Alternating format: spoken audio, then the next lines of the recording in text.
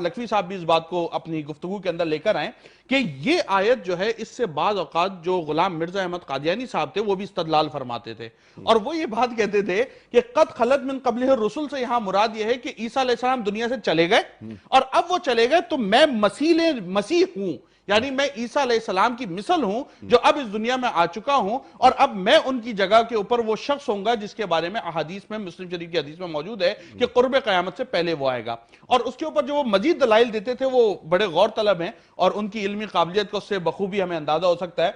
فرماتے کہ عیسیٰ علیہ السلام کی ولادت اور میری ولادت میں جو بات مشترک ہے وہ یہ ہے کہ عیسیٰ علیہ السلام بن باپ کے پیدا ہوئے جو کہ اللہ کا ایک معجزہ ہے، اور میری ولادت جو ہے یہ بھی معجزاتی طور کے اوپر ہوئی کیونکہ میرے ساتھ اللہ نے میری ایک بہن کو بھی پیدا فرمایا، اور آپ نے دیکھا کہ عرف میں ایک بچہ ہوتا ہے، دو بچے ٹوئنز نہیں ہوتے۔ تو اس قسم کے استدلال انہوں نے کیے، تو ہم یہ وضاحت کرنا چاہتے ہیں کہ قرآن حکیم نے دوسری جگہ پر نبی علیہ السلام کے لیے بھی اس بات کی وضاحت کی اور فرمایا وما محمد الا رسول قد خلت من قبلہ الرسل، کہ نبی علیہ السلام بھی صرف اللہ کے رسول تھے اور آپ سے پہلے جو انبیاء ہیں وہ بھی گزرتے چلے گئے۔ اس کا مطلب یہ نہیں تھا کہ اس وقت نبی علیہ السلام ظاہراً دنیا سے وصال فرما چکے تھے، بلکہ یہ جنگ احد کا واقعہ تھا، ہم پیچھے ڈسکس کر کر آئے، جنگ احد کا واقعہ تھا، صحابہ کرام کی تسلی کے لیے بات کی جا رہی تھی کہ اگر خدا نہ خواستہ نبی علیہ السلام کو اس جنگ میں کچھ ہو جاتا تو تم کیا دین سے پلٹ جاتے؟ بالکل اسی طرح یہاں پر اس بات کی وضاحت موجود ہے کہ جب قرآن حکیم دوسری جگہ خود یہ کہہ رہا ہے کہ وما قتلوہ وما صلبوہ، کہ نہ حضرت عیسیٰ علیہ السلام کو ناحق قتل کیا گیا